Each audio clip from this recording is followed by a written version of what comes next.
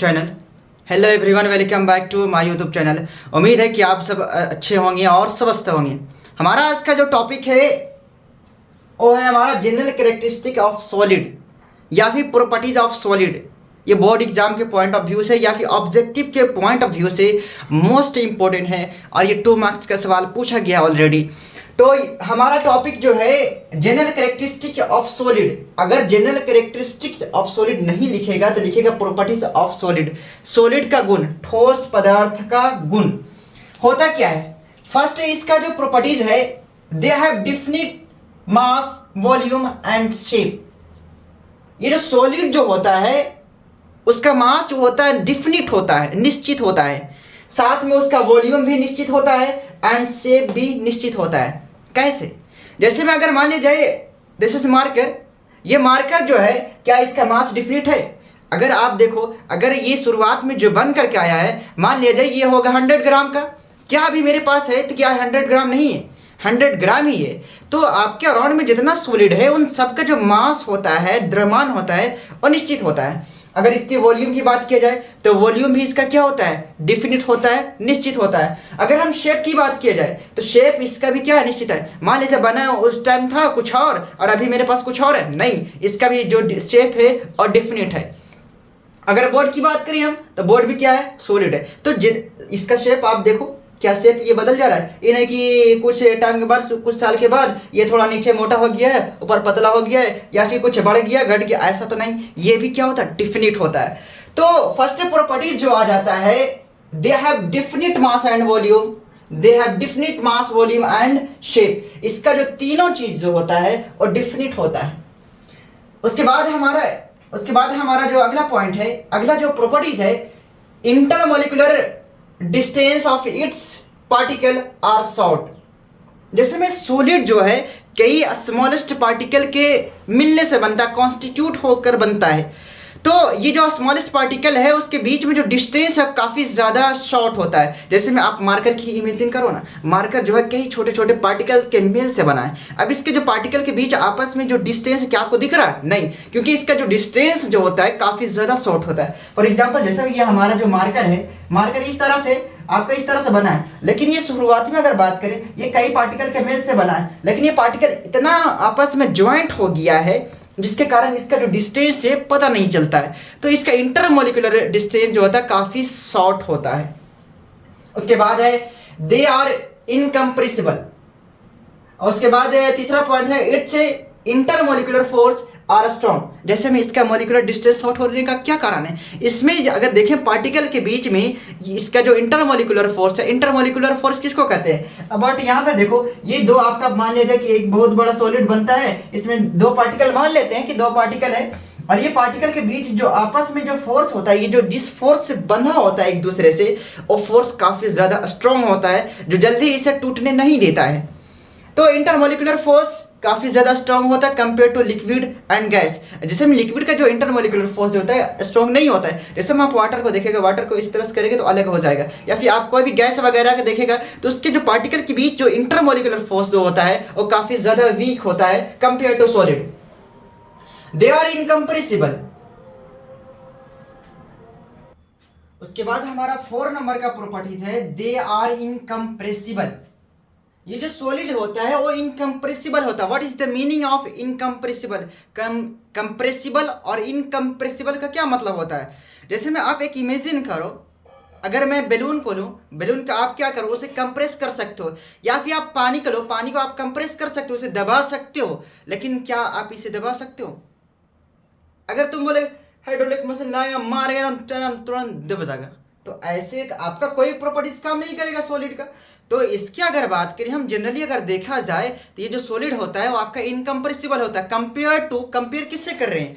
Liquid और gas से। ये होता है इनकम्प्रेसिबल। बाकी अगर हम गैस की देखें और लिक्विड को देखें तो वो हमारा कंप्रेसिबल में आ जाता है।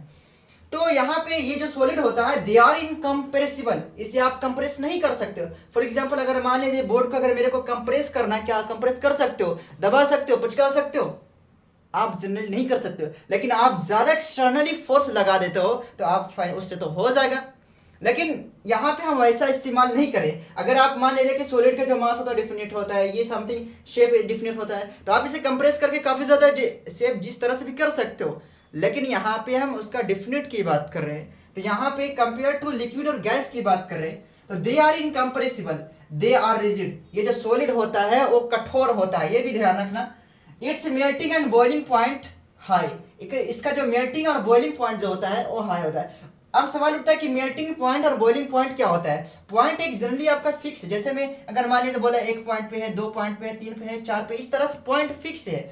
लेकिन यहाँ पे हम बात करें मेल्टिंग का, क्या मतलब हुआ, अगर कोई सॉलिड है, अगर कोई सॉलिड से लिक्विड में कन्वर्ट हो जाता है, कोई मटेरियल, कोई ठोस, कोई सब्सटेंस सॉलिड से लिक्विड कन्वर्ट होता है जिस टेम्परेचर पे, उसे हम लोग कहते हैं, जिस फिक्स टेम्परेचर पे, उसको कहते हैं मेल्टिंग पॉइंट, उसे कहते हैं मेल्टिंग पॉइंट। अगर यही लिक्विड कन्वर्ट हो जाए जिस टेम्परेचर पे, गैस पे, मान लीजिए शुरुआत में हमारा आइस था, ये जो आइस है उसे हम हॉट करके, हीट करके अगर देखा जाए तो हीट करके हम क्या कर दिए, लिक्विड में कन्वर्ट कर दिए। तो जितना टेम्परेचर से हीट किए हम, सॉलिड था तब, वो हमारा मेल्टिंग पॉइंट हुआ। लेकिन जो हमारा लिक्विड बना है वाटर, उसको अगर हम ज्यादा कर दे तो भाप के फॉर्म में, वाष्प के फॉर्म में निकल जाएगा।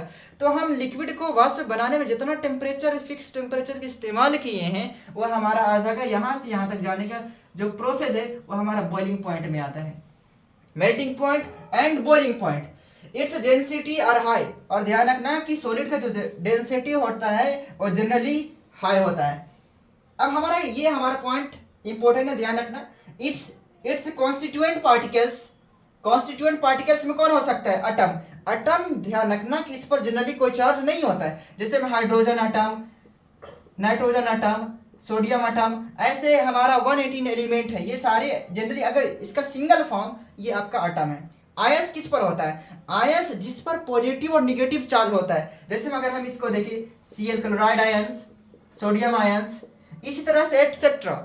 मॉलिक्यूल क्या होता है, जो जिसमें एक से अधिक एटम प्रेजेंट हो, जैसे में H2, CO2, H में कितना एटम, हाइड्रोजन का 2 एटम है, इसमें टोटल कितना एटम है, 3 एटम है। तो more than 1 atom present in the substance known as molecule.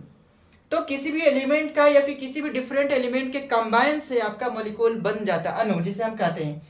तो हमारे ये आपका अगर बात करें हम, इट्स कॉन्स्टिट्यूएंट पार्टिकल्स, चाहे एटम हो, चाहे आयंस हो, चाहे मॉलिक्यूल हो, have fixed position and can oscillate about their mean position।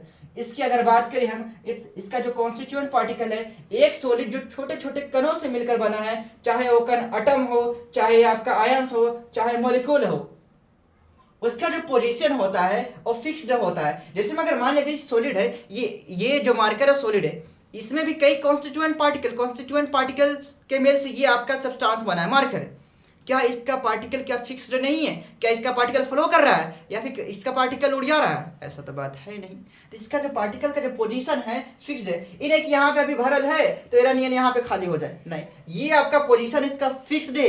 तो सॉलिड का जनरली पोजीशन फिक्स्ड है। आप एग्जाम्पल ऐसे भी देख सकते हो ना, बोर्ड है, मार्कर, बोर्ड को देखो आप, मार्कर एग्जाम्पल देख चुके हैं। बोर्ड यहाँ पे आपका अगर मान लीजिए गड्ढा नहीं है और यहाँ पे मान लीजिए कि आपका दूसरी जगह गड्ढा है, क्या यहाँ पे जो पार्टिकल था, क्या इसका पार्टिकल, आप ऐसा भी इमेजिन करो, यहाँ पे आपका ब्लैक है और यहाँ पे आपका रेड है, क्या ये सॉलिड के केस में क्या इसका पार्टिकल यहाँ से यहाँ ट्रांसफर होगा, नहीं, इसका जो पार्टिकल जो होता है फिक्स्ड होता है।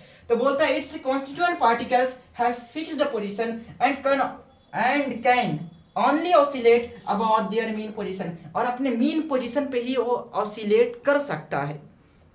ये हमारा प्रॉपर्टीज था सॉलिड का, जो 2 मार्क्स और 1 मार्क्स का भी ऑब्जेक्टिव सवाल पूछा ही जाता है। 2 मार्क्स में सवाल पूछेगा कैसे, right the properties of solid, 2 marks का सवाल पूछेगा।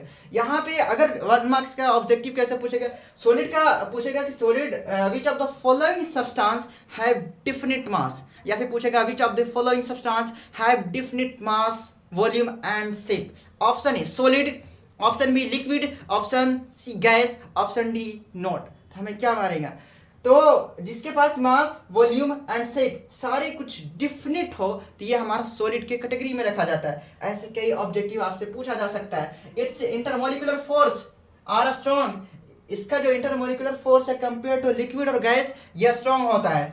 और बाकी they are rigid, they are incompressible, its melting and boiling point high, its density are high. और ये इस तरह से हमारे ये प्रॉपर्टीज आपका कवर होगा टॉपिक। तो हम बाकी नेक्स्ट टॉपिक को नेक्स्ट वीडियो में कवर करेंगे। और ये वीडियो काफ़ी ज़्यादा इंपॉर्टेंट है। अगर आप चैनल पर नए आए तो सब्सक्राइब कर देना, लाइक कर देना और दोस्तों के साथ शेयर भी कर देना। आपको वीडियो कैसा लगा इस बात का कमेंट भी कर देना। बाकी मिलते हैं नेक्स्ट वीडियो में।